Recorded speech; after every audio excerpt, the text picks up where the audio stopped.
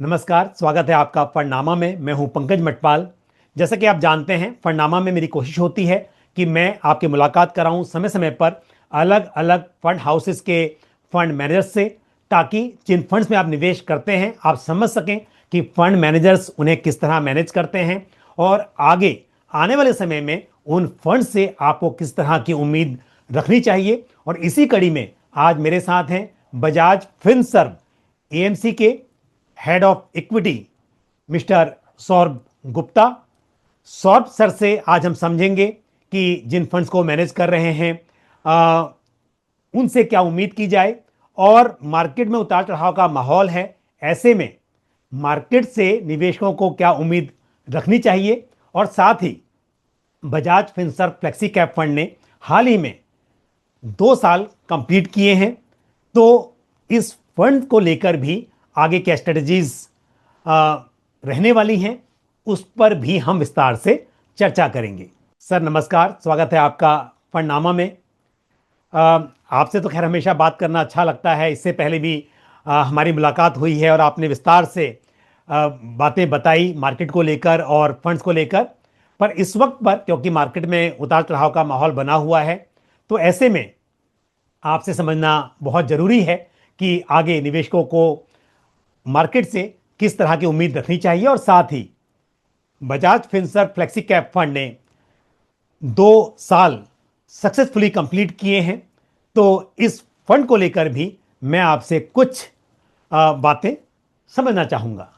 नमस्कार पंकज जी, बहुत बहुत धन्यवाद हमें आमंत्रित करने के लिए आपके कार्यक्रम में दोबारा। तो सर सबसे पहले मेरा सवाल आपसे मार्केट को लेकर ही होगा। पिछले 1 साल से मार्केट में उतार चढ़ाव का माहौल है और निवेशकों के मन में चिंता भी है। तो आने वाले समय में अब निवेशकों को इक्विटी मार्केट से किस तरह की उम्मीद रखनी चाहिए? जी, देखिए, इसमें दो तीन चीजें मैं इंक्लूड करना चाहूंगा इस पूरे कन्वर्सेशन में, स्पेशली इस प्रश्न पे। देखिए, एक बात तो ये है कि पोस्ट कोविड से लेकर के और पिछले साल सितंबर तक, यानी 2024 सितंबर तक मार्केट में बहुत कम वॉलेटिलिटी थी। तो इसीलिए निवेशक, स्पेशली जो नए निवेशक हैं, उन्हें मार्केट की वोलेटिलिटी का अंदाजा पूरी तरह से नहीं है। मार्केट का, जैसे आपने बिल्कुल सही कहा, इनहेरेंट नेचर होता है वोलेटिलिटी। हायर रिटर्न हमें मिलते ही इसलिए हैं क्योंकि नियर टर्म वोलेटिलिटी रहेगी इक्विटी मार्केट में। समहाउ अगर मैं कह सकूं ये शब्द, तो आदतें थोड़ी खराब हो गई सितंबर 2024 तक, जहां मार्केट बहुत स्टेडी था। जी। या तो वो टाइम करेक्शन में था या फिर वो ऊपर जा रहा था, नीचे करेक्शन जैसा मार्केट था नहीं। पर पिछले 1 साल में चीजें थोड़ी सी बदली हैं और मार्केट ने अपना ट्रू कलर्स, जिसको कि नियर टर्म में होता है मार्केट वोलेटाइल, वो दिखाया है। अब इस वोलेटिलिटी को किस तरह से हैंडल करें, तो देखिए, वोलेटिलिटी दो वजह से हो सकती है। एक है फंडामेंटल रीजंस और दूसरा है नॉइज। अभी की जो करंट वोलेटिलिटी हम देख रहे हैं बाजार में, वो फंडामेंटल रीजंस की वजह से इतनी नहीं है जितने की नॉइज की वजह से है। जियोपॉलिटिकल नॉइज, वॉर, या फिर जो यूएस की जो पॉलिसीज बन रही है उसकी वजह से, यूएस में जो बार बार पॉलिसी चेंजेस हो रहे हैं उसकी वजह से रीएडजस्टमेंट्स हो रहे हैं, उसकी वजह से ये वोलेटिलिटी है। अगर हम फंडामेंटल पार्ट देखें तो आप क्लियरली देखेंगे कि अगर गवर्नमेंट पॉलिसीज की मैं बात करूं, तो गवर्नमेंट पॉलिसी, चाहे वो डायरेक्ट टैक्स में हो, इनकम टैक्स कट करके, या फिर वो मॉनेटरी पॉलिसी में हो, इनडायरेक्ट 100 बिप्स का रेट कट करके, या फिर वो जीएसटी कट करके हो इनडायरेक्ट टैक्स में, तीनों ही बजूका गवर्नमेंट ने यूज किए हैं to revive the domestic economy, जिसका 6 महीने 9 महीने में आप धीरे धीरे इंपैक्ट देखेंगे। तो government is doing maximum to revive the economy. इसके साथ बाकी सारी चीजें भी इन प्लेस पड़ती जा रही हैं। अगर आप देखेंगे कि मॉनसून्स लगातार 2 साल, इस साल इंक्लूड करके, बहुत अच्छे मॉनसून हुए हैं बारिश में। भारत का अभी भी 16% जीडीपी और 50% लोग एग्रीकल्चर पे निर्भर है। तो ये जी। कहीं बढ़िया चीज है कि अगर बारिश ठीक होती है तो रूरल डिमांड अच्छा रहेगा। इन्फ्लेशन कम हो चुका है, अगर आप देखें तो रिपोर्टेड इन्फ्लेशन काफी कम हो गया है इस देश में। तो इन्फ्लेशन कम होना, स्पेशली इंडिया जैसी कंट्री में जहां पे इन्फ्लेशन में 50% फूड होता है, तो वहां कम इन्फ्लेशन मतलब लोगों की डिस्क्रिशनरी और कंजम्पशन पावर इंप्रूव होती है अगर इन्फ्लेशन लो हो जाता है तो। वो चीज बहुत अच्छी है। जी। तीसरी चीज जो हम मिस कर रहे हैं वो है कि गोल्ड प्राइसेस ऊपर जाना। अगर आपको जानकारी, या हमारे श्रोता को जानकारी होगी, भारत या भारत के जो लोग हैं, they own the maximum gold in the world. जी। इंडियन हाउस होल्ड या Indian housewife hold the maximum gold. Gold का प्राइस जब 40% ऊपर जाता है, उसका एक बहुत खूबसूरत वर्ल्ड वेल्थ इफेक्ट क्रिएट होता है। लोगों को रिच फीलिंग होती है कि भाई हम अमीर हो गए, क्योंकि हमारी जो एसेट थी उसकी वैल्यू 40% से बढ़ गई है। That also helps in consumption. तो अगर आप चीजें देखें फंडामेंटली, चीज things are looking for an upturn, जहां की चीजें यहां से इंप्रूव होनी चाहिए, जो कि कॉर्पोरेट अर्निंग्स में भी रिफ्लेक्ट होनी चाहिए। ये हो गया फंडामेंटल पार्ट। लेकिन इसी के बीच में समहाउ लास्ट 6 7 8 महीने से कंटिन्यूअसली नॉइज बहुत हो रही है बाजार में। किस तरह की नॉइज? चाहे वो पहलगाम अटैक हो या ऑपरेशन सिंदूर हो, उसकी वजह से एक नॉइज क्रिएट हुई, फिर इसराइल ईरान की वजह से एक नॉइज क्रिएट हुई, फिर रशिया की वजह से, और फिर फाइनली ये जो टैरिफ रिलेटेड लास्ट 6 महीने से पॉलिसी चेंजेस चल रहे हैं यूएस में, क्योंकि हम काफी एक्सपोर्ट करते हैं यूएस में, हमारे काफी लोग रहते हैं यूएस में, उनके हर एक ट्वीट पे बाजार रिएक्ट करता है। तो ये सब जो नॉइज है, इसकी वजह से फंडामेंटल्स पे अभी बाजार का ध्यान नहीं है। हमें ऐसा लगता है कि फंडामेंटल्स इंप्रूव हो रहे हैं, और अगर ये नॉइज नॉइज ही रही और फंडामेंटल डैमेज, अभी तक तो ऐसा लगता नहीं कि बहुत बड़ा कोई फंडामेंटल डैमेज हो रहा है इन ट्रम्प ट्वीट्स और एक्शंस की वजह से, तो जैसे ये नॉइज कूल ऑफ होगी, हमें ऐसा लगता है कि बाजार अपनी गति वापस पकड़ेगा। सर, आपने बहुत कुछ बताया मार्केट के बारे में। और जो आपने कहा अभी कि इन्फ्लेशन भी कम है, इंटरेस्ट रेट भी काफ़ी कम हो गए हैं, 100 बेसिस पॉइंट का रेट कट हो चुका है। उसके अलावा जो जीएसटी के रेट रिवाइज हुए, उसका भी कंज्यूमर को फ़ायदा मिलता हुआ दिखाई दे रहा है और मिलेगा। साथ ही इनकम टैक्स के जो रेट्स इस फाइनेंशियल ईयर के लिए रिवाइज हुए, उसके बाद भी लोगों के हाथ में पैसा ज़्यादा बच पा रहा है। लेकिन साथ ही जो जियो पॉलिटिकल रीजन्स आपने बताए, तो इन सबके को देखते हुए कौन से सेक्टर्स और कौन से थीम्स आपको बेहतर दिखाई दे रही हैं कुछ मतलब आने वाले समय में? जी। देखिए, अगर मैं मीडियम टर्म की बात करूं या सिक्लिकल चीजों की बात करूं, तो उसमें हमें दो तीन चीजें बहुत अच्छी लग रही हैं। एक तो है कंजम्पशन। हम्म। कंजम्पशन से रिलेटेड ज्यादातर सेक्टर्स, चाहे वो ऑटो हो, ऑटो ऑटो एंसिलरीज हो, या स्टेपल्स हो, या कंज्यूमर ड्यूरेबल हो, या कंज्यूमर सर्विसेज हो, ये पूरा सेगमेंट, ये पूरा पैक हमें ऐसा लगता है यहाँ से अच्छा करेगा। उसका रीजन है, जैसे मैंने आपको इससे पहले वाले प्रश्न में बताया, कि गवर्नमेंट ने कोशिश की है डोमेस्टिक डिमांड को रिवाइव करने की। जिस तरह से वो डिमांड धीरे धीरे पिकअप होगी, इन ये जो सेक्टर्स हैं जो कि कंजम्पशन पे फोकस है, डोमेस्टिक कंजम्पशन पे, वो यहाँ से अच्छा करेंगे। तो क्लियरली वो एक थीम और सेक्टर है जहां पे हमें ध्यान देना चाहिए। दूसरा, हमें लगता है कि health care. Now health care में मैं यूएस जेनरिक्स की बात नहीं कर रहा हूं, वहां पे टैरिफ रिलेटेड वोलेटिलिटी रह सकती है, लेकिन डोमेस्टिक फोकस्ड फार्मा, हॉस्पिटल्स, या फिर फार्मेसी चेन्स, इस टाइप की जो कंपनी है, जो डोमेस्टिक ओरिएंटेड फार्मा कंपनीज है, वहां पे एक अच्छा थीम डेवलप हो रहा है। तो वो एक देखना चाहिए। तीसरा, हमें लग रहा है कि metals as a pack, globally हमें लग रहा है कि जैसे डॉलर वीक होगा, जिस तरह से चीजें हो रही है और रेट कट साइकिल हो रहा है और चाइना में थोड़ी रिकवरी है, metals as a pack should do well cyclically. तो वो भी एक सेगमेंट है, हमें देखना चाहिए। और एक जो सेगमेंट देखना चाहिए वो है रेट सेंसिटिव, जैसे रियल एस्टेट या एनबीएफसीज, इस टाइप की चीजें जो रेट इंटरेस्ट रेट कट होने पे चीजें जहां पे फायदेमंद होती है। तो ये तीन चार चीजें सिक्लिकली बहुत अच्छी लग रही है। अगर आप लॉन्ग टर्म थीम्स की बात करें, जिसको हम मेगा ट्रेंड्स बोलते हैं, जिसमें हम फ्लेक्सी कैप में भी जिसको फॉलो करते हैं, वहां पर हमें कई सारी चीजें जो स्टोरी डेवलप हो रही है, भारत की डेमोग्राफी, भारत का कंजम्पशन पैटर्न जिस तरह से चेंज हो रहा है, वो लॉन्ग टर्म चेंज है। इलेक्ट्रिक व्हीकल एक बहुत अच्छा लॉन्ग टर्म ट्रेंड है, जहां पे एक इकोसिस्टम डेवलप हो रहा है। फिर उसके बाद बड़ी कंपनियां, एप्पल जैसी कंपनियां जो भारत में निवेश कर रही है, उनका एक इकोसिस्टम डेवलप हो रहा है, जिनसे छोटी कंपनियों को फायदा हो रहा है।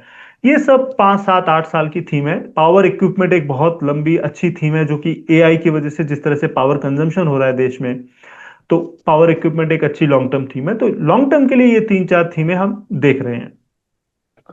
सर देखिए, मैंने आपसे पूछा मार्केट के बारे में, थीम्स के बारे में, लेकिन इन्वेस्टर्स जो होते हैं, कुछ इन्वेस्टर्स हैं जो समझना चाहते हैं कि कौन से थीम्स अच्छा परफॉर्म करेंगी, कौन से सेक्टर्स बेहतर परफॉर्म कर सकते हैं ब्रॉडर मार्केट के मुकाबले, और थीमेटिक फंड्स में इन्वेस्ट भी करते हैं। पर अधिकतर निवेशक जो डाइवर्सिफाइड फंड्स में निवेश करते हैं, उनके लिए एक चीज़ इंपॉर्टेंट है कि आप सोचिए कौन सी थीम आपको रखनी है, कौन सा सेक्टर रखना है, हमें कैसे रिटर्न्स मिलेंगे स्कीम से, हमारे लिए वो समझना इंपॉर्टेंट है। तो हम बात करते हैं फ्लेक्सी कैप फंड की, क्योंकि हाल ही में 2 साल कंप्लीट हो गए हैं। उसके लिए आपको बधाई, क्योंकि एक अच्छी जर्नी रही है।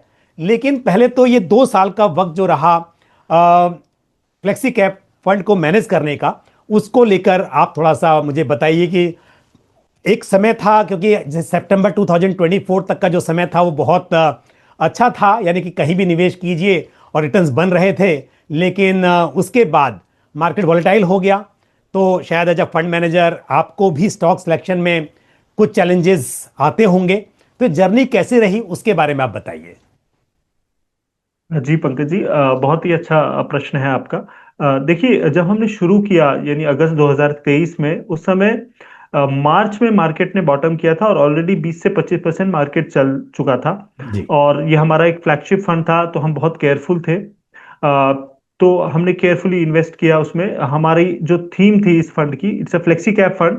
उसमें हमने मेगा ट्रेंड्स जो थीम है उसको फॉलो किया, जहाँ पे जो लॉन्ग टर्म चेंजेस हो रहे हैं हमारे आसपास, हमारी सोसाइटी में, हमारे आसपास इकोनॉमी में, उनसे किन कंपनियों को फायदा है, हमने ऐसी कंपनियां चुनने की कोशिश की और एक ग्रोथ ओरिएंटेड पोर्टफोलियो बनाया वहां पर।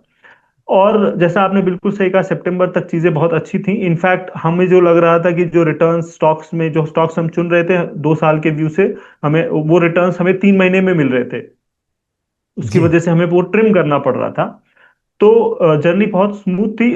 उसके बाद देखिए, आपने बिल्कुल सही कहा, थोड़े चैलेंजेस आए हैं और हम अब थोड़ा केयरफुली स्टॉक सिलेक्शन कर रहे हैं उसमें।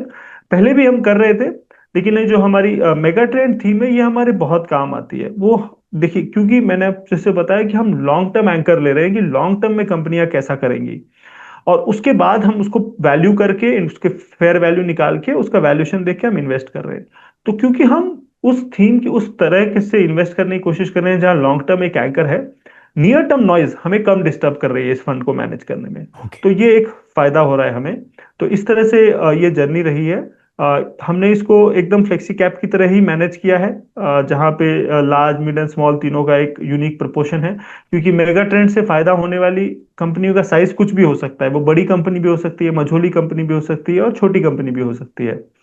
तो इस तरह से वो मैनेज हुआ है रिसर्च के थ्रू। और हमारा जो एक इन्वेस्टमेंट फिलॉसफी है, इन क्यूब, जिसको हम इंफॉर्मेशन एज, क्वांटिटेटिव एज और बिहेवियरल एज है बोलते हैं, वो तीनों का भी एक सम्मिलित प्रकार हमने उसमें यूज करते हैं हम, जो भी हमको बहुत सपोर्ट करता है।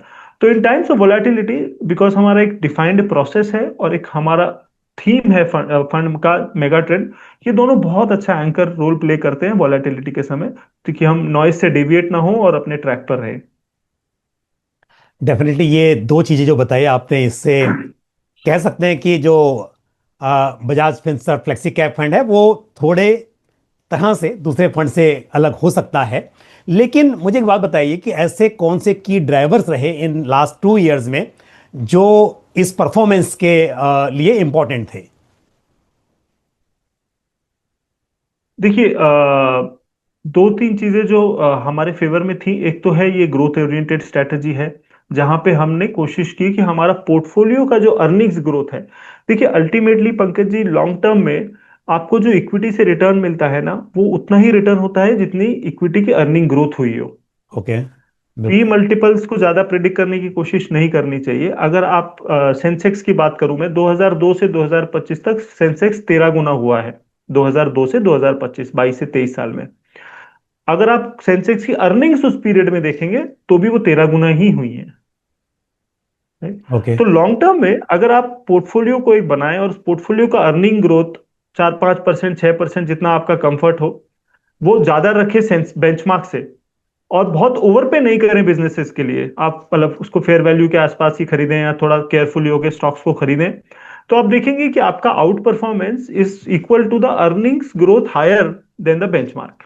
हम्म। तो वो एक हमारा एंकर थॉट प्रोसेस था, और फिर हमने जो हमारा इनक्यूब प्रोसेस है उसको अच्छा रिसर्च करके उसको यूज किया और मेगा ट्रेंड की एक एंकरिंग करी। दीज थिंग्स हैव हेल्प्ड अस। और थोड़ा हमने डिसिप्लिन रखा, जहां स्टॉक्स ऊपर जा रहे थे समय से पहले, तो हमने उनको ट्रिम किया है, और जहां हमें लग रहा था वैल्यू क्रिएट हो रही है, वहां पे हमने उसको लिया है। तो उस तरह से हम्म। चीजों को थोड़ा डिसिप्लिन तरीके से हमने मैनेज किया है, तो जिसने हमें काफी मदद की है। ओके। अभी आपने कहा कि दूसरे फ्लेक्सी कैप फंड्स की तरह ही, क्योंकि फ्लेक्सी कैप फंड की एक खासियत है कि फ्लेक्सिबिलिटी है आपके हाथ में।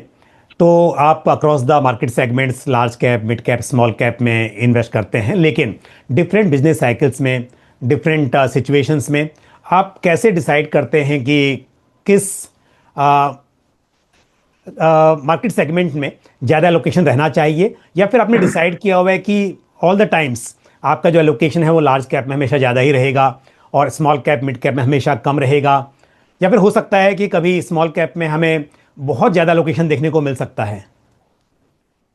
नहीं, देखिए, ये हम इसको true to label flexi cap की तरह रन करते हैं। अगर मैं आपको एग्जांपल दूं, पिछले मार्च में यानी मार्च 2024 में हमारा जो स्मॉल कैप था, हम्म। वो करीबन करीबन 33% था।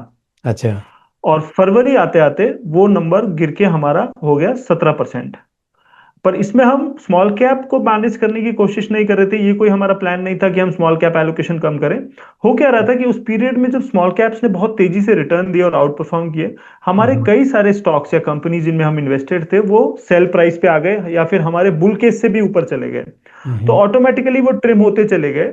और क्योंकि लार्ज कैप में सर्टेन पोर्शंस हमें अच्छे लग रहे थे, तो वो लार्ज कैप में वो मनी मूव हो गया। तो इसी तरह से जो 33% का एलोकेशन है वो धीरे धीरे गिर के 17% पे हो गया। फेब मार्च में again small caps became very very attractive, हमें वैल्यूएशंस अच्छे लगने लग गए, नए थीम्स जनरेट होने लग गए, हम कंजम्पशन पे बुलिश हो गए। तो हमने वापस से स्मॉल कैप्स की तरफ देखा तो वैल्यूएशंस अट्रैक्टिव हो रहे थे, तो धीरे धीरे वहां पे इंक्रीज किया और अब हम करीबन 25% स्मॉल कैप पर हैं। तो हमारी कोशिश ये होती है कि जो भी हम मेगा ट्रेंड्स पकड़ रहे हैं, जो भी हमारा बाय सेल लेवल्स है, उसके हिसाब से चीजों को मैनेज करें। और जो भी चेंजेस होंगे between large mid and small cap, it will be an outcome of what we are trying to do in the portfolio. We are not trying to target a specific large mid and small range. Okay. अच्छा, एक बड़ी important चीज़ है जो अभी आपने कहा कि आप टाइम टाइम पर प्रॉफिट बुकिंग भी करते रहते हैं कि पोर्टफोलियो ट्रिम करते हैं ज़रूरत पड़ने पर। तो ये कितना फ्रिक्वेंट होता है? कुछ ऐसा डिसाइडेड है, या फिर आपको जब लगता है कि अब किसी भी वजह से या तो प्रॉफिट बुक करना है, या फिर आपको लगता है कि स्टॉक्स जो सेलेक्ट किए थे अब शायद समय आ गया है कि वो उसमें आपको उससे निकल जाना चाहिए, कोई भी कारण हो सकता है, तो ये कैसे डिसाइड होता है? जी, देखिए, पंकज जी, इसमें इस तरह से हम करते हैं कि हमारे तीन चार वे हैं स्टॉक को एग्जिट करने के। जो हम्म। सबसे कॉमन तरीका होगा वो ये होगा कि स्टॉक को हमने एक सर्टेन प्राइस पॉइंट के लिए लिया है, वो उस प्राइस पॉइंट पे पहुंच गया। और हम्म। इवन उसके बुल हमारा एक बुल से बुल सिनेरियो होता है कि भाई बुल केस में इतना हो जाएगा वो स्टॉक, अगर उसके भी क्रॉस कर रहा है तो धीरे धीरे हम उसमें प्रॉफिट बुक करेंगे। तो ओके। वो एक तरीका हो गया एग्जिट का। हम्म। दूसरा, ये सबसे कॉमन एग्जिट का तरीका होता है, ट्रिम या एग्जिट का तरीका होता है ओके। प्रॉफिट बुकिंग का। हम्म। अब हम कोशिश हमने लिया है उसको एक डेढ़ साल 2 साल के व्यू से, लेकिन कई बार जैसा मैंने आपको बताया कि सितंबर 2024 तक चीजें इतनी फास्ट चल रही थी कि कई बार वो 4-5 महीने में भी आ गए वैसे आपके ओके। Target prices. अच्छा। तो वैसा भी हुआ है। ओके। दूसरा होता है कि अगर हमें ऐसा प्री कमिटमेंट्स होते हैं कि अगर कुछ चीजें गलत हो गई हैं स्टॉक में, तो हमारा एक स्टॉप लॉस मैकेनिज्म है, तो वो ट्रिगर हो जाता है।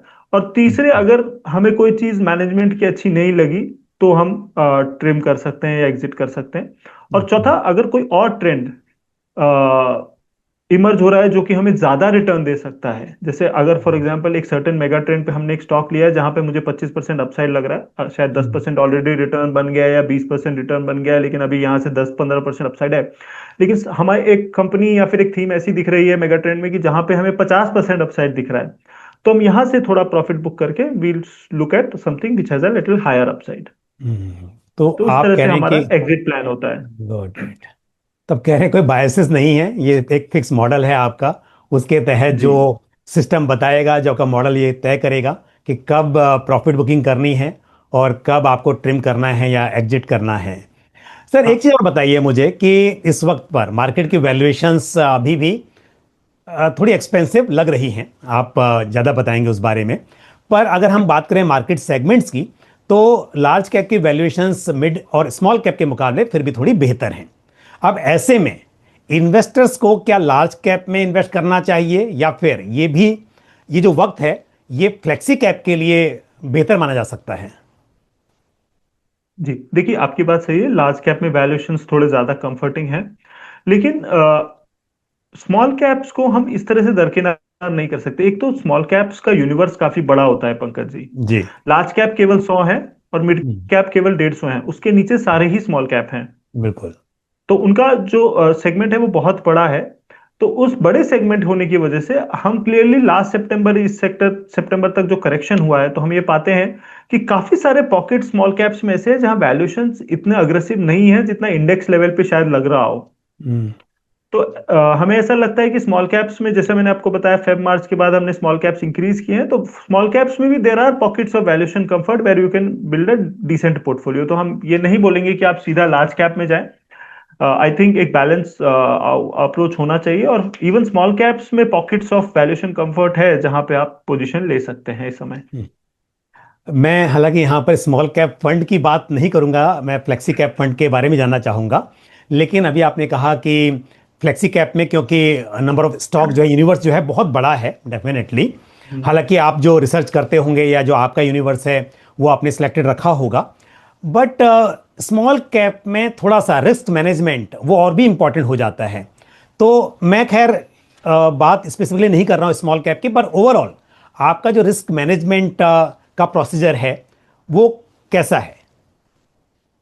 हाँ, देखिए, जो जनरल जो हमारा फिलोसफी का जो और जो फंडामेंटल रिसर्च करते हैं वो तो हम करते ही हैं। जी। हम दो चीजों का ध्यान रखते हैं स्मॉल कैप इन्वेस्टिंग करते वक्त। एक है कि हमारे पास एक फॉरेंसिक इन्वेस्टमेंट के स्पेशलिस्ट हैं, जो ओके। कि थोड़ा डीप डाइव फॉरेंसिक रिसर्च करते हैं स्पेशली स्मॉल कैप्स में। ओके। वो इसलिए जरूरी हो जाता है कि small caps are generally very promoter driven companies, and वो छोटी बिल्कुल। कंपनीज होती हैं, वहां पे थोड़ा भी कुछ गलत हुआ तो वो हम्म, कंपनियां में मोर्टेलिटी रेट बहुत हाई है, वो कंपनी बंद हो सकती है। लार्ज कैप में वो रिस्क नहीं होता जनरली इतना। हम्म, तो इसलिए थोड़ा डीप डाइव रिसर्च करना, बैलेंस शीट को समझना, उसकी कैश फ्लो को समझना, रिलेटेड पार्टीज को समझना, मैनेजमेंट हिस्टोरिकली क्या करते रहे हैं, मैनेजमेंट का बैंडविड्थ कैसा है, उनकी क्वालिटी कैसी है, वो चीज पे थोड़ा ज्यादा ध्यान देते हैं। तो वो एक हमारा रिस्क मैनेजमेंट फ्रेमवर्क है। दूसरा, हम कोशिश करते हैं स्मॉल कैप में भी लिक्विडिटी को ध्यान रखें।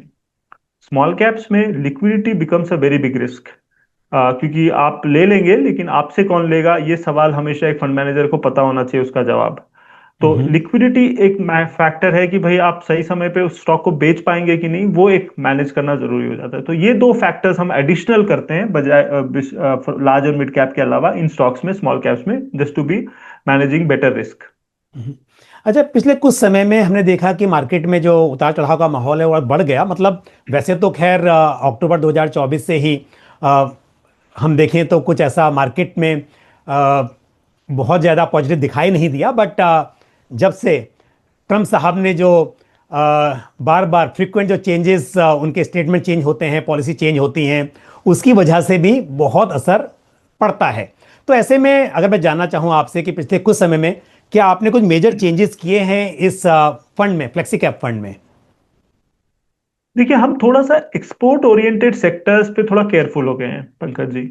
हम्म, तो हमने दो चीजें की, हमने हमने पूरे पोर्टफोलियो को टेस्ट किया कि जहां पे डायरेक्ट अगर एक्सपोर्ट पे जैसे 50% टैरिफ लग गया है, हम्म, और जो नॉइजेज आ रहे हैं वो ज्यादातर एक्सपोर्ट ओरिएंटेड सेक्टर्स को हिट कर रही हैं। हम्म, तो वहां पे हमारे एक्सपोजर्स क्या है और वो मैनेजेबल है कि नहीं, वो एक हमने हम्म, देखा है।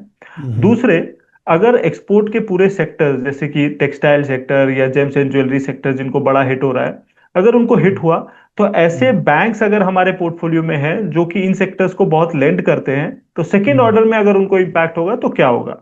तो ये हम्म, दोनों चीजों का हमने ध्यान रख के हमने कोशिश की है कि एक्सपोर्ट ओरिएंटेड बिजनेसेस पे हम थोड़ा एक्सपोजर कम रखें। हम आईटी को अंडरवेट करके चल रहे हैं, और यूएस फोकस्ड फार्मा, मतलब फार्मा ओवरऑल शायद हमारा ओवरवेट है, लेकिन यूएस फोकस्ड फार्मा पे हम थोड़ा सा अंडरवेट होके चल रहे हैं। और बैंक्स में, जिन बैंक्स का अगर कोई हमारे पास अच्छे बैंक्स हैं लेकिन उनका एक्सपोजर लेंडिंग का है टेक्सटाइल सेक्टर पे, जेम्स एंड ज्वेलरीज पे, तो कितना है, और अगर हमें वहां पे रिस्क मैनेजमेंट के हिसाब से वेट्स रिड्यूस करने हैं तो वो हमने एडजस्टमेंट्स किए। तो ये दो तीन चीजें हमने की है, और पोर्टफोलियो को थोड़ा ज्यादा डोमेस्टिक ओरिएंटेड बनाया है पंकज जी, जहां पे हम ओके। हमारा कॉन्फिडेंस लेवल थोड़ा ज्यादा है इस समय। ओके। अच्छा, ये जो H1B वीजा को लेकर जो मतलब फीस को लेकर जो बदलाव हुआ है, क्या आईटी सेक्टर पे इसका भी फर्क पड़ सकता है? देखिए, अभी तक तो ऐसा नहीं लगता। आई थिंक H1B वीजा के जो बात थी, तो जब हम कंपनियों से बात की तो उन्होंने बोला है कि उनके एक्सपोजर थोड़े कम हो गए हैं H1B वीजा पे। इनफैक्ट जो पॉलिसी फाइनली आई है उसको हमने जब टेस्ट किया तो अर्निंग्स इम्पैक्ट बड़ी बड़ी कंपनी से लेकर छोटी कंपनी पे 1 से 2% से ज्यादा नहीं है इस समय अर्निंग्स हम्म, इम्पैक्ट। हमारा अंडरवेट होने का रीजन H1B वीजा नहीं था। हमारा अंडरवेट होने का रीजन है कि हमें लगता है कि जिस तरह से चीजें यूएस में हो रही है वहां एक स्लो डाउन आ जाएगा, और क्योंकि आईटी कंपनी ज्यादातर रेवेन्यू वहां से लेती है तो शायद उनके बिजनेस अभी जल्दी से रिकवर ना हो, इस वजह से हम अंडरवेट है।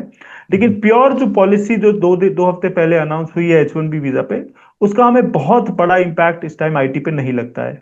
ओके सर, एक मुझे एक बात बताइए कि हम देखते हैं कोई भी फंड मैनेजर हो उनकी कोशिश यही होती है कि रिस्क को भी मैनेज किया जाए और साथ में ग्रोथ भी आनी चाहिए। तो आप फ्लेक्सी कैप फंड में इसे कैसे बैलेंस करते हैं कि ऐसा नहीं है कि मुझे तो लगता है कि कैश तो वैसे भी आपके पोर्टफोलियो में बहुत ज़्यादा होता नहीं है, तो स्पेशली इस उतार चढ़ाव के माहौल में आप कैसे रिस्क और ग्रोथ के बीच में बैलेंस बनाने की कोशिश करते हैं? हम्म। देखिए, सबसे इम्पोर्टेंट है रिस्क मैनेजमेंट करना, तो उसमें जो हमारा रिसर्च है वो बहुत सपोर्ट करता है हमें। तो जी। अगर आपने वैल्यूएशन सही रखा है और आपने बैलेंस शीट स्टडी सही करी है तो आपका रिस्क काफी कम हो जाता है। वोलेटिलिटी स्टॉक प्राइसेस में रह सकती है, लेकिन कंपनी में थोड़ी रिड्यूस हो जाती है उसकी वजह से।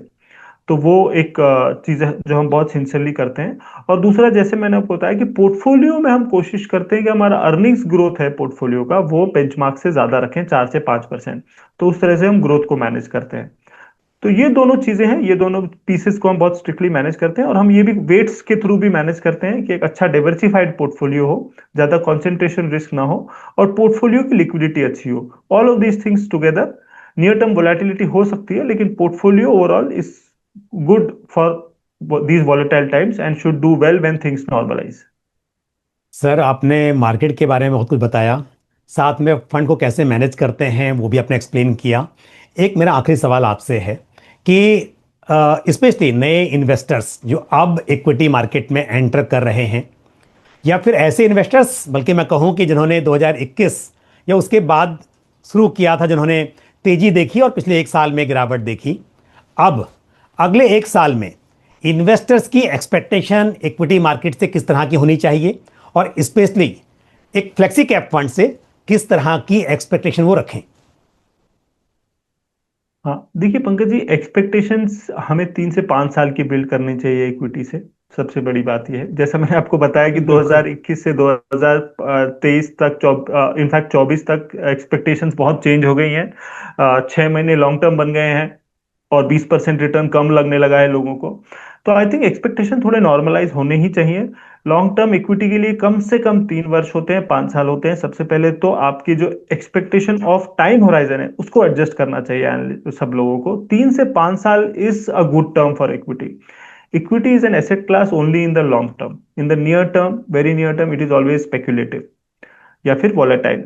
तो कोशिश ये हो कि 3 से 5 साल का आपका इन्वेस्टमेंट होराइजन हो। और इक्विटी रिटर्न्स पर्सपेक्टिव से 2-3 चीजें हमें ध्यान में रखनी चाहिए। देखिए, भारत का जीडीपी, नॉमिनल जीडीपी 10 से 11% पे ग्रो हो सकता है, 6-6.5% रियल और 5%, ये 4.5-5% इन्फ्लेशन। तो 11%, अगर आप देखें तो कॉर्पोरेट अर्निंग्स भी 11-12% पे ग्रो होंगी, या 13% पे ग्रो हो सकती हैं। अगर आप एक अच्छा फ्लेक्सी कैप पोर्टफोलियो बनाएं जहां पे आपके अर्निंग्स ग्रोथ आप 4 से 5% हाई रख सकते हैं, तो आप एक डिसेंट रिटर्न उस लेवल का, जितना इक्विटी का अर्निंग जरूरत है पोर्टफोलियो का, उस लेवल का आप एक्सपेक्ट कर सकते हैं कि आपका फ्लेक्सी कैप रिटर्न देगा। सर, मैं आपकी बात से पूरी तरह से सहमत हूं। जो आपने कहा कि इन्वेस्टर्स का जो होराइजन है वो कम से कम 3 साल का होना चाहिए। मैं तो कहूंगा कि अगर इक्विटी की बात हो तो 5 साल का आप समय लेकर चलें। लेकिन मैंने इसलिए पहले ही कहा था कि नए निवेशक और वो निवेशक जिन्होंने 2021 या उसके बाद में शुरुआत की है और उन्होंने बहुत अच्छा ही अच्छा देखा, तो कई बार ये होता है कि आपने मार्केट में बहुत अच्छा देखा, उसके बाद में सडन आपने एक गिरावट देख ली, तो बहुत ज़्यादा आपको लगता है कि वो समय कब आएगा। और जो निवेशक नए हैं, क्योंकि मेरा पर्सनल एक्सपीरियंस है, कुछ इन्वेस्टर्स या हमारे व्यूअर्स कहते हैं कि पिछले एक साल में तो रिटर्न्स कुछ बना ही नहीं मार्केट में, इससे अच्छा तो फिर फिक्स डिपॉजिट में इन्वेस्ट किया होता तो कुछ तो मिलता ही था। तो इसके लिए मैंने आपसे जानना चाहा था कि निवेश भले ही आप कह रहे हैं कि 5 साल करेंगे, 10 साल करेंगे, लेकिन अगले कुछ समय में अगर रिटर्न्स नहीं मिलते हैं तो उन्हें किस तरह की एक्सपेक्टेशन रखनी चाहिए ताकि उन्हें निराशा ना हो। तो आपने बिल्कुल सही कहा कि लॉन्ग टर्म में डेफिनेटली जैसा इकोनॉमी करेगी उस हिसाब से आपको रिटर्न मिलेगा मार्केट से, लेकिन शॉर्ट टर्म में शायद जो हमने 21-22 में देखा, इवन 23 में भी देखा, उस तरह की एक्सपेक्टेशन ना ही रखें तो शायद लंबे समय तक रुक पाएंगे। नहीं तो फिर होता यही है कि एंट्री करते हैं और फिर कुछ समय के बाद में उनकी एक्सपेक्टेशन पूरी नहीं होती हैं और फिर वो शायद थोड़ा निराश हो जाते हैं, एग्जिट भी करते हैं। सर, आपने बहुत जी। सारी बातें बताई और हमेशा आपसे बात करना अच्छा ही लगता है। वैसे तो खैर अगर समय की सीमा ना हो तो मैं बहुत सारे सवाल पूछ सकता हूं, लेकिन आज के लिए, क्योंकि मुझे लगता है हमें यहीं पर चर्चा को समाप्त करना होगा। थैंक यू वेरी मच, आपने समय निकाला अपने बिजी समय में से, और सभी सवालों के आपने विस्तार से उत्तर दिए। एक बार फिर से आपका धन्यवाद। Thank you. थैंक यू पंडित जी। तो आज हमने सौरभ सर से बात की मार्केट के बारे में, मार्केट सेगमेंट्स के बारे में, अलग अलग सेक्टर्स के बारे में, और साथ ही हमने समझा कि Bajaj Finserv flexi cap fund जो है उसे वो किस तरह से मैनेज करते हैं। और सिर्फ उनमें ग्रोथ की बात की, बल्कि रिस्क मैनेजमेंट को लेकर वो कितने सतर्क हैं, वो कितने सीरियस हैं, उसके बारे में भी हमने उनसे समझा। मुझे उम्मीद है जानकारी आपको पसंद आई होगी। आपका कोई भी सवाल या सुझाव हो तो आप कमेंट बॉक्स में पोस्ट कर सकते हैं। आज के लिए बस इतना ही। इसी के साथ मुझे दीजिए इजाजत। अगले एपिसोड में फिर किसी इंपॉर्टेंट टॉपिक के साथ आपसे मुलाकात होगी। नमस्कार।